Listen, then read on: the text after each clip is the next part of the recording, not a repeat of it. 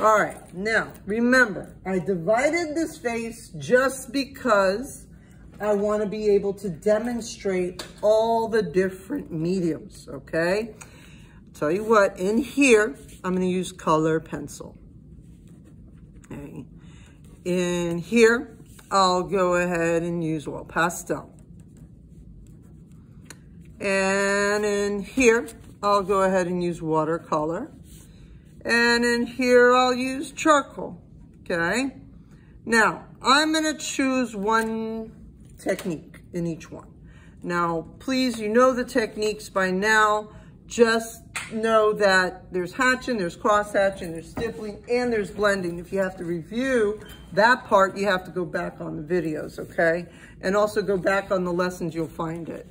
Now, very quickly, let me just do the color pencil aspect, okay? Now, I think the most questions I get, tell you what, I'll start her off light skin and I'll do dark skin over here, make it kind of interesting. Because I know I get a lot of questions with the flesh tone, okay? Flesh tone, what you do is you use the orange. And what you do is you come in, go in that light to dark thing. Remember, like I trained you.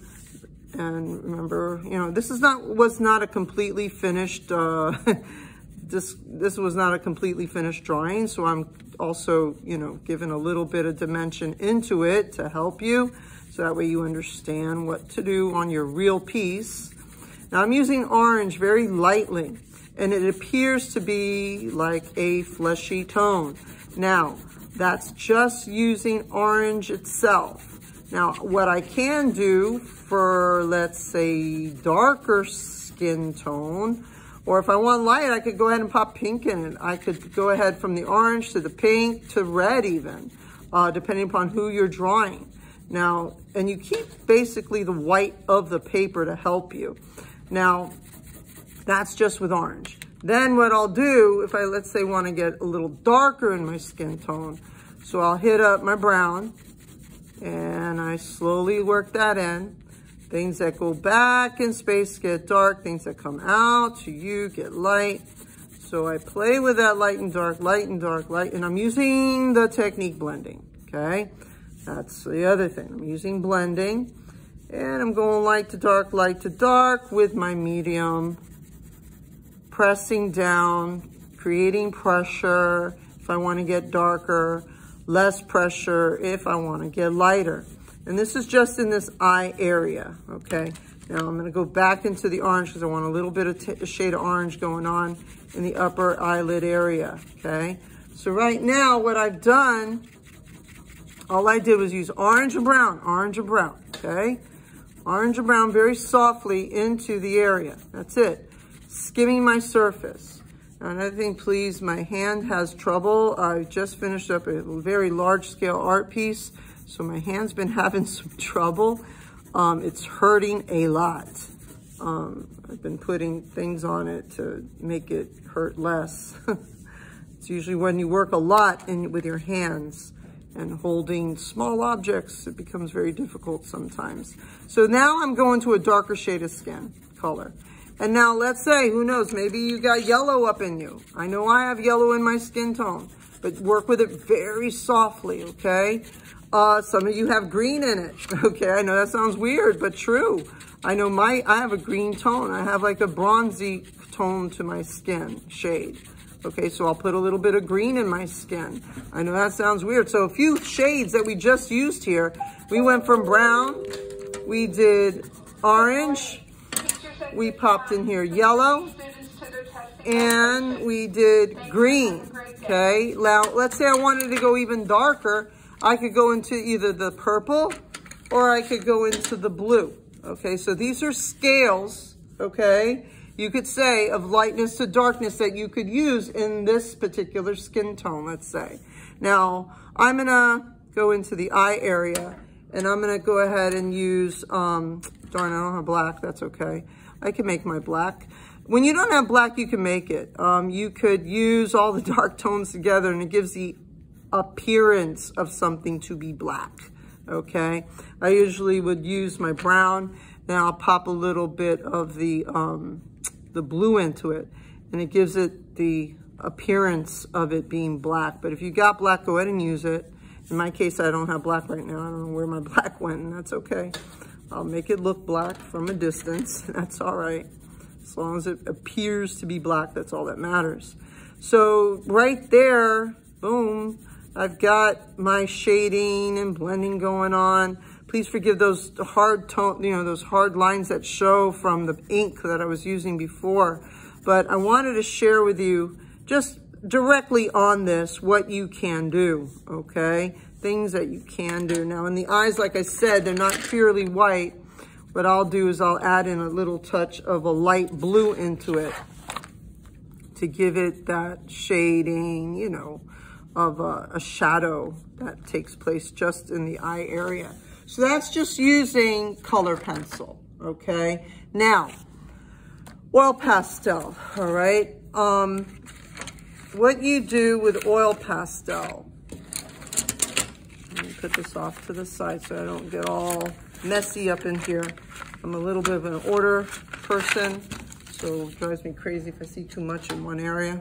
So now, I'm gonna go to oil pastel. Okay, I don't know if you guys have this, but can't hurt to try. Now, because I went with a lighter skin tone, here I'll do a little bit of a darker shade, okay? I'll start with, let's say, a brown. Now, another cool thing about oil pastel, it's very oily and it's very soft. You gotta pass over it, pass over it, pass over it, and you pretend like you were doing the regular pencil. Remember I told you, go light to dark with the pencil, use one shade first, and then add your color. Same logic, same thinking, nothing different, okay? Use that one tone and come in with your lights and darks accordingly. Now I'll tell you what technique looks really good with oil pastel. Hatching works well, cross hatching works well. Blending is difficult. It is doable. It looks really good, but like I'm working slowly and I'm working with rotation. I'm adding layer at a time, the medium, okay, to get my light and dark effect, let's say, all right? So here now I'm going a little bit darker. Remember, like I said, always take your medium, get the first color that you want, and then go light to dark with that first color. Then you could add up the other shades, okay? Right now I'm at, like I said, I'm working with a darker skin tone. Okay, here. And now, let's say, we're probably right in there is where I'm gonna get a bit darker, and I'm gonna get a little darker under here. I'll get a little bit darker over here. So you see, slowly, slowly, slowly, I'm adding more and more of a darkness. Now, I'm not gonna stop it there.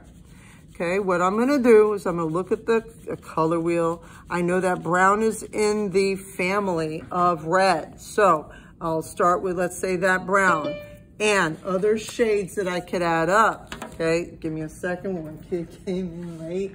Romero is coming in late. Now, let me get her in here. I'm gonna have to do her attendance later.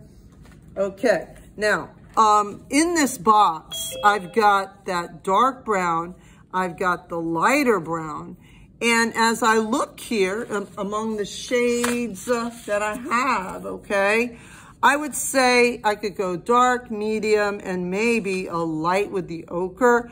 And if I want to, I could go with this shade and I could go this shade, okay? So those would be the shades that I use in order to create my tone, okay? So, like I'm just thinking on a scale, light to dark, what I could do, all right? So now, here I've started with that brown. So here now, I'm gonna go into it with the lighter brown, okay? So now it's almost like an orange brown. And by the way, if I wanted to, because this is in the red family, I could use orange in here if I want to make it lighter, okay? Depending upon the skin tone that I have, what I'm trying to create, the darkness. I could even use black into here very softly. Matter of fact, let's do that. Let's add a little black into the area very softly. Not a lot, just enough to like hit it further back. Not a lot, just enough, you know, like I said, skim the surface. Another cool thing about oil pastel, you don't press down too hard in order to get the color. You literally skim the surface and bam, you've got the color. It's that strong. Here I'm using the lighter brown because I know in this area I want it to pop a bit more. So I'll use that lighter shade of brown. So now another shade that I'll use is the ochre. And I'm gonna come down heavy with the ochre, okay? And it's kind of like a hatch that I'm using, but yet I'm smoothing it out. So I'm literally like rotating and adding in the shade slowly and smoothing it out as I go. So in that respect, it becomes like a blending. But could I leave it a nice hatch? I could, okay? Because I told you that a very good technique to work with this particular medium is hatching.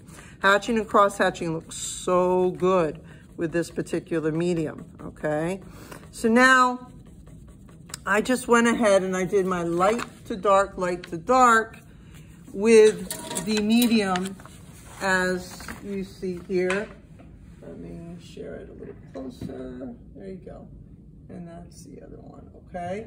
So now, here I've got and I'm getting lights, guys, so that way you can see my drawing a bit better, because it's really frustrating that some of this doesn't show too well on camera, but it's okay. We're working with it.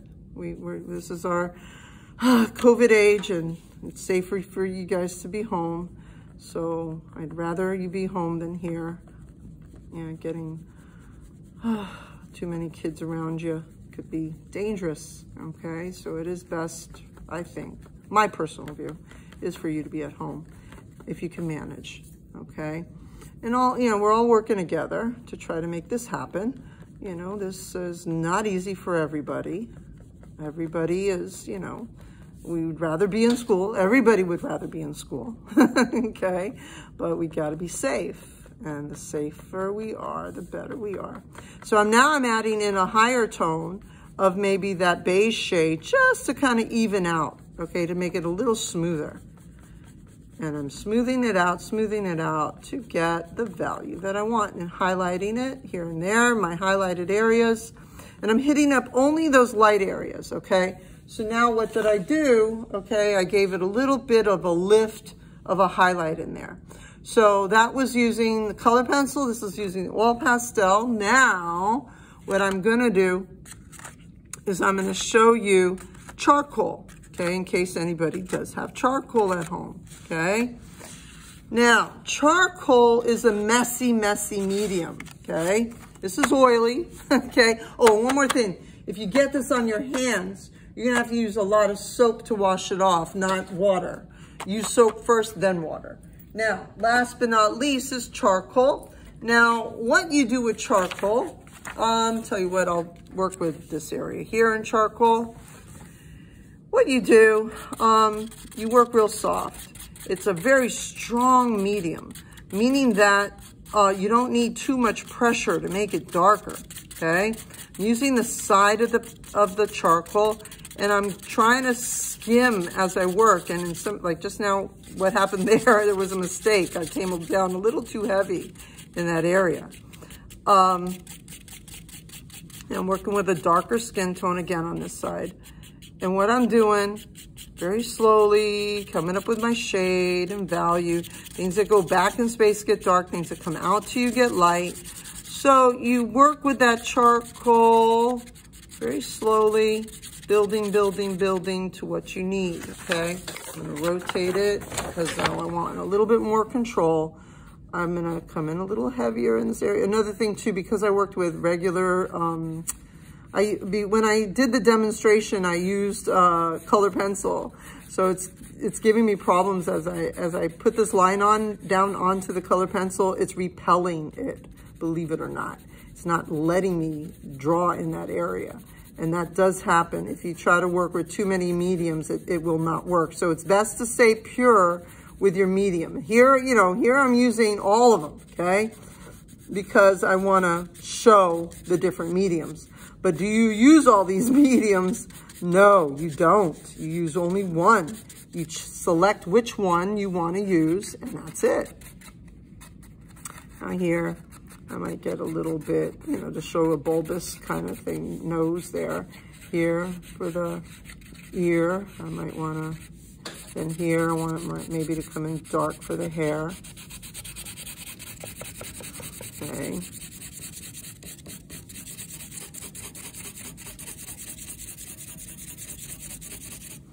So right there, roughly, that would be you working with your charcoal, okay? This right here is kind of like a blending slash hatching, okay? It kind of looks that way because of the medium. The medium is that way. Then when you're all done, there's something called a tortillon. You could, let's say if you're at home and you don't have a tortillon, what could you use? You could use a Q-tip for this part. But this I do at the end. This is after I'm all done with my light and dark. Then I use the tortillon to kind of fade it out. And I only use it for charcoal. Do not do this with pencil. Do not do this with color pencil. It is something that we don't do. The only time I tell my students to use a tortillon is when we were doing charcoal medium. This is about the only time I'll tell them, okay? All the other times it's using the side, using the side. Okay, so here now what I've done is I've used the tortillon to get that smoothness that I might want, okay? I'm not using it to, let's say, move the color. No, I'm using it to blend it out a little softer, okay? That's all I'm doing, okay? So let me kind of show it a little closer, okay? All right, now, watercolor. In case I got anybody out there who's gonna work with watercolor. Now, bear with me. I was looking for a cup this morning, and because of COVID, they threw away all my cups. So I have to be creative right now and think, what do I have that I could use as a cup? I'm gonna throw out my tacks, and I'm gonna use this container here. Give me a second.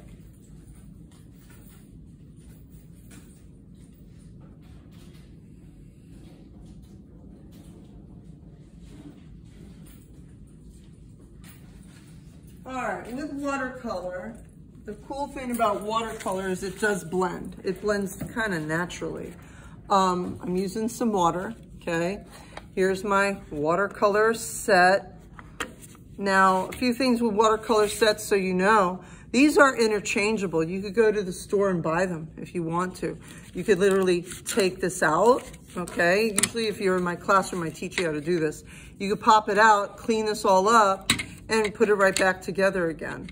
That's the beauty about it. Yeah, these you could rechange. I have them, actually I have them in my classroom. If you need them, let me know. And I could, you know, somehow we could work out something where you could come pick them up. Now, next step, watercolor, okay? When you work with watercolor, and another thing too, do you have to stay the same color that you are? Could you play? You know, could you go ahead and make yourself blue? Could you make yourself green? Yeah, I don't mind it, okay? Now, with watercolor, I like to work with washes, okay? And I like to work slow. I'm gonna show you, let's say, a skin tone per se, because I know most of you are gonna ask me that. In here, I'll come in again with the orange very softly. Now, I'm sorry, it's a little messy. This paper is not, and actually probably your paper is gonna have the same problem. Some papers don't take very well to watercolor. This particular technique that I'm using right now, this is just basically, you could say a glaze. I'm working with one transparent veil of color at a time, building up my form. Usually when I work, that is the way I work. I work with glaze at a time. Wet and wet is when you take one wet shade into another. I'll show you what wet and wet is in a minute. But what I'm doing is I'm slowly building up my form, and I'm slowly adding my shade. And that is called, when you work that way, that's called using glazes. but I'm controlling it. You know, I'm putting it down little at a time, and I'm building the shade as I work, one layer at a time. Now, let's say I did wet and wet. Few things that you can do, like wet and wet, like let's say I start with brown, and then I knew that would happen because I was working with a blue. See what happens when you put water to this? It's amazing. What I'm gonna do is I'm gonna try to make it, there we go. I'm gonna make it a brown. And because the blue was there, it merged together with the water. That was pretty fascinating. It doesn't usually happen that quickly with color pencil. Usually color pencil repels. I find it so odd that that just worked right in. That just tells me that the color pencils they're making are slightly different. It might be a different type. So I'm working one shade. Let's say I don't know, let's say I go to orange in there. One wet shade into another, that's called wet and wet, okay? I work one wet shade and then right into the other, I'll add the orange right into it. That's called wet and wet. And now let's say I take the yellow, and that's so strange that that's happening with the pencil, because that was regular pencil that I used. That's crazy. That means that they're making it a little bit more powdery, and it's, yeah, I'm surprised that happened. That was not supposed to happen like that. All right, I'm gonna do it a little bit in here so you could see it a bit better, because of the pencil. This is wet into wet. When one wet shade works into the other, it kind of blends by itself, okay? Now, another thing, we talked about glazes. Glazes are transparent veils of color. Now, let's say after you're all done, let's say you wanted to do something with dry brush. Dry brush is literally you're working with a brush that's a little bit drier, and you're getting what we call the streaking effect. And you could do, and the streaking effect gives you that effect of hair. So let's say you wanted to do that after you're dry and done. Let's say after that you wanted to add in this, this texture. But again, you have to wait for it to dry, and you'll add in this. See, right now it's not doing it. Here it was, you see, oh, see right there how it's become very separated. You could add a shade first, let it dry. Now, because I have too many mediums here, that's why we're having this issue here. But if I allow it to happen, let's say here, okay, here, let's say I'll work with a glaze, and then on top of that glaze, then what I'll do is I'll wait for it to dry, and then use my dry brush on top of it, and I'll do a mix between my brown and my purple. That'll get me a darker shade of brown. Another thing too, when you work with watercolor, please make sure you are using your water in between to change your colors. Now I'm gonna make sure that, there we go, see right there, that's getting brushy. So what I wanna do to maybe create that idea of hair is I would use that dry brush to help me in creation of, let's say, the hair area, okay? So I could go ahead and add that into the hair area, okay? Sorry about that craziness that happened with the blue. I wasn't expecting that. Now, so we talked about wet and wet. We talked about the dry brush. I talked about glazes, working slowly one on top of the other. Now, washes are meant for large areas. Now, let me show you what, let's say, a wash is. In this area, let's say if I want to color up this area, my paint, it's got a little bit of a brown tinge to it right now, but I could get rid of that in a few minutes. Just grab some of my blue, and into there, what's happening is as soon as I put it down, it kind of goes where it wants to go. That's called a wash, okay? It'll go where it wants to go, and you're filling up a large amount of an area with that pigment. That's called a wash. When you're covering a large, it's a lot of water, less pigment, and you're usually covering a large area, okay, just like so. All right. Does that make sense to my students? Hello, hello. Yeah, but I can still do it in my own way, right? What do you mean your own way? Like last year? Yes, that's fine, Jesse. Yeah, the agreement that you and I have, you already know the agreement, okay? Yeah.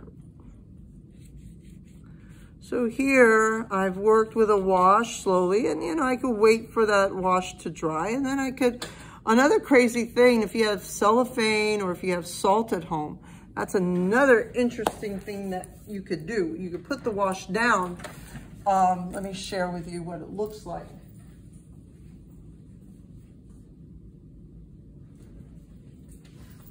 Oh, it's on my desk. I forgot it's on my desk. Yeah, if you have salt, as soon as you put a wash down, you can put salt and you'll get what we call a grainy effect. And then if you have cellophane at home, like that plastic wrap, you could throw it on there and you'll get this wrinkled effect. And that'd be kind of cool for the backgrounds, okay? To add salt, okay? Or a grainy, but you dust off the salt after, okay? After you're all done with the, like you put down the wash, throw the salt, then let it dry. And what's gonna happen, it'll give you that grainy looking effect, but you could dust the salt off, okay? The salt does not stay there at all. Now, any questions? Yeah, let's kind of review that too. This was the wet and wet, one wet shade into another. This was the dry brush that you could use. This is salt that goes into the wash, and this is the cellophane that goes into the wash, okay? Either way, and these would be good for backgrounds, okay? Now, you decide what medium you want to use. I gave you a few options, so which way you want to go is purely up to you.